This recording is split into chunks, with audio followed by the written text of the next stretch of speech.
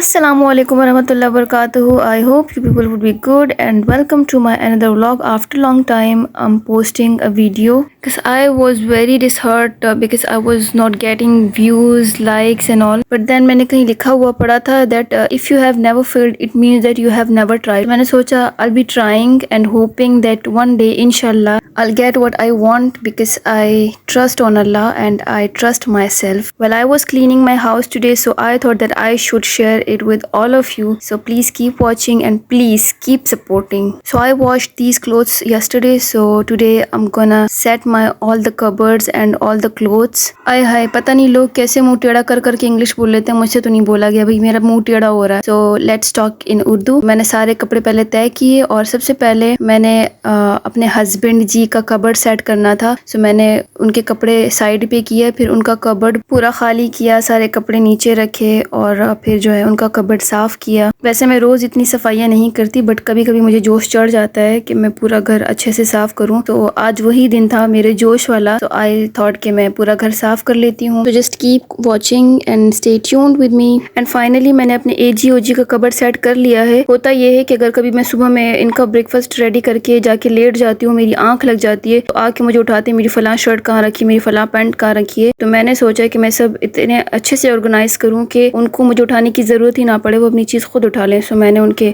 सारे पैंट्स अलग कर दिए हैं, सारे कैजुअल जो सूट हैं वो अलग कर दिए हैं, जो फॉर्मल है वो अलग कर दिए हैं, शर्ट्स अलग, टी शर्ट्स अलग, और उनके शूज़ अपनी जगह पे रख दिए हैं ताकि वो आराम से जाके अपनी चीज़ें उठा लिया करें. आफ्टर दैट मैंने अयान का भी कबर्ड सेट किया, उसके सारे कपड़े सेट किए. जब अयान घर पर नहीं होता फिर मेरे लिए काम करना थोड़ा ईजी हो जाता है, बट जिस दिन वो घर पर होता है तो उस दिन काफ़ी मुश्किल होता है. और आज वही दिन है कि वो आज घर पर है और मुझे काम भी करना था साथ साथ. वो मुझे इतना बॉदर कर रहा था, कभी जूस मांग रहा है, कभी कुछ मांग रहा है, कभी कुछ मांग रहा है, तो मुझे अपने काम छोड़ छोड़ कर जाना पड़ रहा. खैर काम कर करके जब मैं भी थक गई तो मैंने जूस बनाया, उसको भी दिया, खुद भी पिया, और जो मैंने उसे जूस दिया वो जाके बिस्तर पे बैठा और वहाँ पे सारा जूस गिरा दिया. सो मुझे दोबारा से शीट चेंज करनी पड़ी, सब सेट करना पड़ा. मेरे बैकग्राउंड में ये मुर्गे की आवाज़ को इग्नोर कीजिएगा क्योंकि आपको हर वॉइस में सुनाई देगा. अब मैं ये पड़ोसियों के घर में मुर्गा है जो हर वक्त चीखता चिल्लाता रहता है और मैं जाकर उसको चुप करवा नहीं सकती. So all the clothes were arranged, all the cupboards were clean and everything was almost done. So there is a corner जो मेरा अबाया कॉर्नर है जिसमें मैं अपने सारे अबायास को हैंग करके रखती हूँ. मैंने वो क्लीन किया, अपने सारे अबाया सेट किए, उनको रखा और रूम को फाइनल टच दिया, मीन्स डस्टिंग कर ली.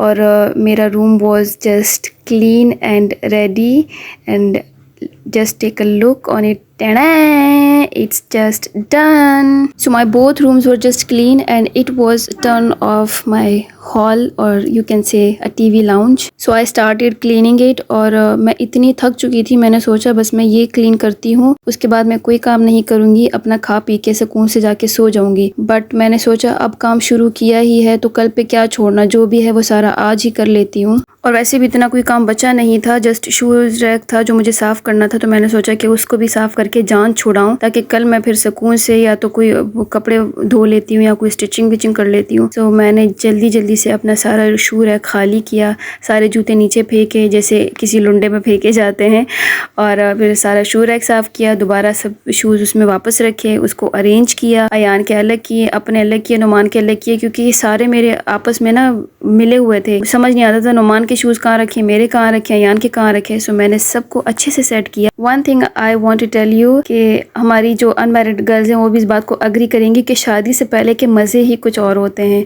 हमें हर चीज़ रेडी मिलती है, खाना रेडी मिलता है, कपड़े रेडी मिलते हैं. बस हमारा एक ही काम होता है, या तो पढ़ना या फिर अपने फ्रेंड्स के साथ लाइफ को एंजॉय करना. हम पे किसी चीज़ का बर्डन नहीं होता. बट जब शादी होती है तो ऐसे लाइफ को यू टर्न लेती है कि आप वो सारे अयाशियाँ, सारी मस्तियाँ सब भूल जाते हैं. आपको सिर्फ याद होता है तो आपका घर, आपके बच्चे, आपके हस्बैंड, क्या खाना बनाना है आज, कौन सी चीज़ साफ़ करनी है, कौन सी चीज़ सेट करनी है, बस फिर यही याद रहता है. फिर यहाँ तक कि आपको अपना मुंह धोने तक की फुर्सत नहीं मिलती. कहते हैं किसके लिए मुंह धोएं, कौन देखता है, छोड़ो ऐसी ठीक है. And I was a working lady before my marriage. So मैं सोचती थी कि शादी हो जाएगी तो मज़े होंगे, अयाशियाँ होंगी. अभी मुझे कमाना पड़ रहा है, मुझे जॉब करनी पड़ रही है, अपनी ज़रूरतें खुद पूरी करनी पड़ रही है. शादी हो जाएगी तो मेरी सारी ज़रूरतें तो मेरे हस्बैंड पूरी करेंगे, वो खर्चा देंगे, वो सब कुछ करेंगे. बट ये पता नहीं था कि सिर्फ ज़रूरतें पूरी नहीं होंगी, ज़रूरतें पूरी करनी भी पड़ेंगी. मुझे झाड़ू लगानी पड़ेगी, पोछा लगाना पड़ेगा, बर्तन धोने पड़ेंगे, कपड़े प्रेस करने पड़ेंगे, बच्चा पालना पड़ेगा, खाना बनाना पड़ेगा. So everything just went beyond my expectations.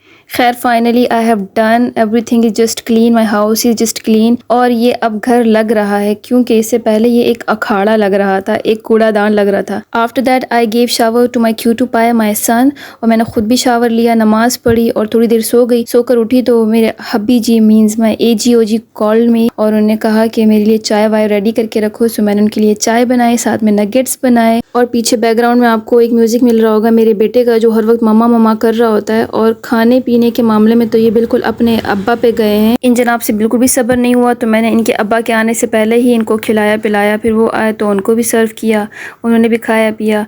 और मैंने कल अपना रूम रग धोया था, जो ऊपर मैंने सुखाने के लिए बिछाया था, क्योंकि नीचे मेरे पास सुखाने की जगह नहीं है। सो मैं अयान को ऊपर लेके गई, वो अपने दादा दादी के पास बैठा थोड़ी देर, और मैंने रग लिया और वापस नीचे अपने घर तशरीफ़ ले आई। और नीचे आके मैंने खाना रेडी किया। आज मैंने कबाब बनाने थे, क्योंकि काफ़ी टाइम से मेरे AGOG मुझसे फरमाइश कर रहे थे कि उनका चपली कबाब खाने को दिल कर रहा है। सो मैंने सोचा कि आज उनकी ये ख्वाहिश पूरी कर देती हूँ। सो मैंने चपली कबाब बनाए, साथ में उनको टमाटर वाली चटनी भी चाहिए होती है, उनसे ऐसे ही कोई चीज़ खाई नहीं जाती। सो मैंने खाना वाना रेडी किया, फिर अपने लिए कश्मीरी चाय बनाई, खाना खाया, चाय पी, और यहीं अपना व्लॉग एंड करती हूँ। अपना बहुत सारा ख्याल रखिएगा, दुआ में याद रखिएगा। मेरी कोई बात बुरी लगी हो तो सॉरी। अल्लाह हाफिज़ एवरीवन।